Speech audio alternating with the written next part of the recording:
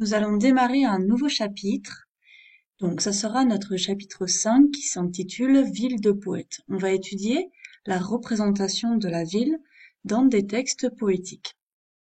Comme c'est énoncé sur le document, vous recopierez uniquement les éléments soulignés, c'est-à-dire le titre du chapitre, la problématique, le titre de la séance, l'objectif et le support.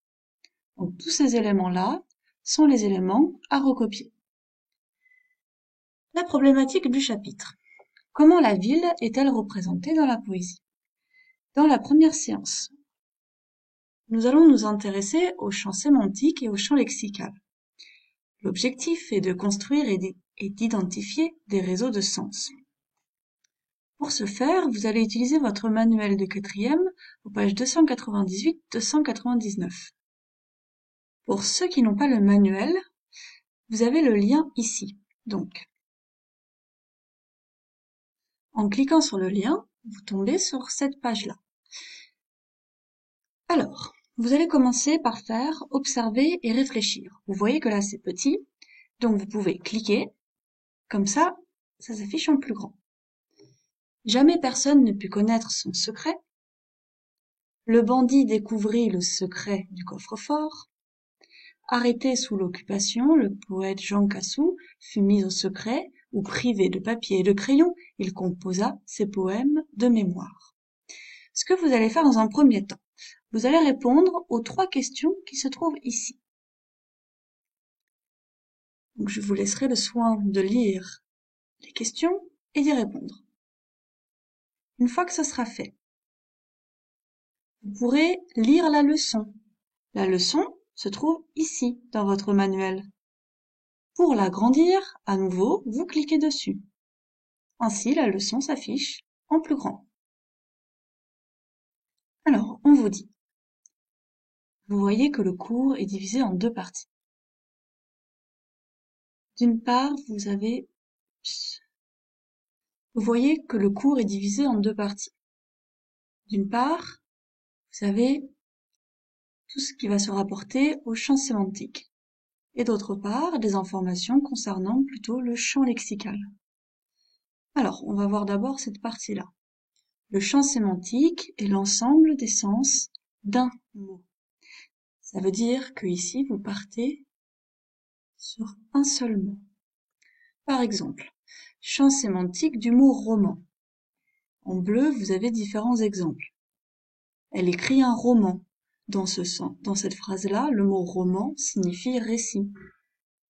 Dans la phrase « ta vie est un vrai roman », on voit bien que ça signifie pas vraiment récit, ça signifie plutôt événement extraordinaire.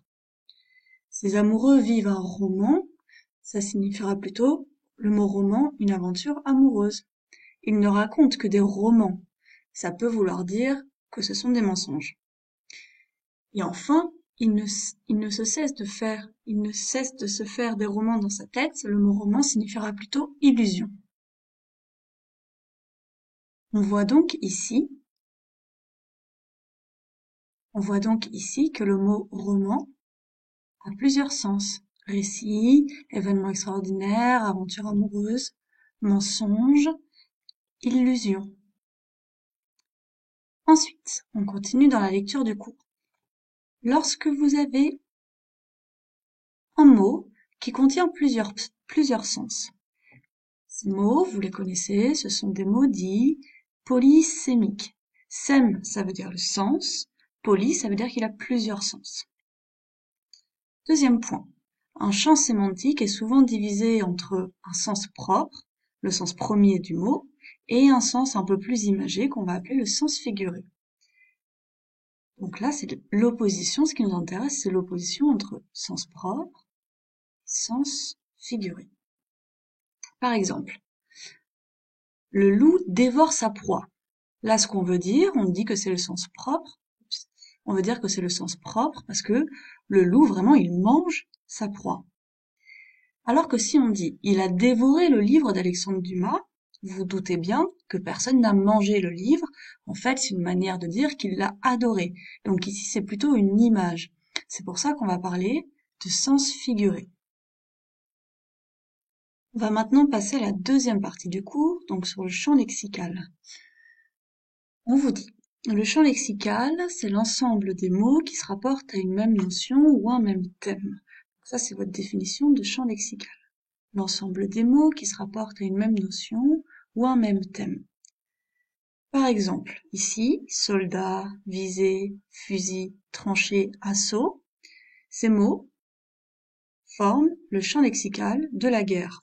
Parce qu'en fait, tous ces mots, en termes de sens, font lien avec la guerre. Après, on vous précise, les mots qui composent un champ lexical peuvent être de classes grammaticales différentes. Donc une classe grammaticale, par exemple, nom propre, nom commun, verbe, adverbe, adjectif. Donc, on a dit, un champ lexical peut être composé de mots qui ont des classes grammaticales différentes. Un champ lexical peut être composé de synonymes. Par exemple, combat, conflit, hostilité, ça ce sont des synonymes. Ou de mots de la même famille. Guerre, guerrier, guerroyer. Ici, ces mots sont de la même famille parce qu'en fait, ils ont un radical en commun, le radical guerre. Si on reprend l'exemple, ici soldat, visée, fusil, tranchée, assaut, il n'y a aucun radical en commun. Donc ce sont des mots qui forment le champ lexical de la guerre, mais ce ne sont pas des mots de la même famille. Ensuite, on vous dit, en repérant un ou plusieurs champs lexicaux, ça veut dire un thème ou plusieurs thèmes, dans le texte, on peut mettre en avant l'intention de l'auteur. Par exemple, ici, vous avez souligné tous les mots qui forment le champ lexical du mouvement. Et vous avez en gras tous les mots qui forment le champ lexical du paysage. Donc on va quand même lire. Oh, l'affolante sensation! Rouler, rouler comme un fantôme, en silence. Voir à chaque minute un paysage nouveau. Descendre des plaines dans les vallées, grimper le long des collines, suivre les flancs, franchir les forêts, glisser de ville en ville. Donc, comme je vous le disais, vous avez souligné les mots qui appartiennent au champ lexical du mouvement. Rouler, descendre, grimper, suivre, franchir, glisser. Donc ce sont des mots qui appartiennent au même thème. Et vous avez en gras les mots qui appartiennent au champ lexical du paysage. Paysage nouveau, plaine, colline, fleuve, forêt, ville. Et ensuite, vous avez ici l'analyse. L'union des champs lexicaux du mouvement et du paysage traduit les sentiments de liberté et de découverte qu'éprouve le narrateur. Donc, retour à la séance. Observez et réfléchir, je vous ai lu le texte, à vous de faire les questions. Lire la leçon, nous l'avons lu. Maintenant, dans les exercices, vous ne faites pas tous les exercices, vous faites l'exercice 2, 3, 5 et 7. Donc on va aller voir de quoi il retourne. Alors, l'exercice 2, je le trouve ici. Vous pouvez cliquer dessus, comme ça, et s'affichera en plus grand. On vous demande quels sont les différents sens des mots jalousie et siège dans les phrases suivantes. Donc vous lirez les phrases et vous allez voir que jalousie et siège sont des mots polysémiques. Par exemple, c'est la jalousie qui l'avait amené à espionner ses faits et gestes. Dans cette phrase-là, le mot jalousie n'a pas le même sens que dans la phrase 3. Il pouvait l'observer secrètement à travers la jalousie qui donnait sur le bureau.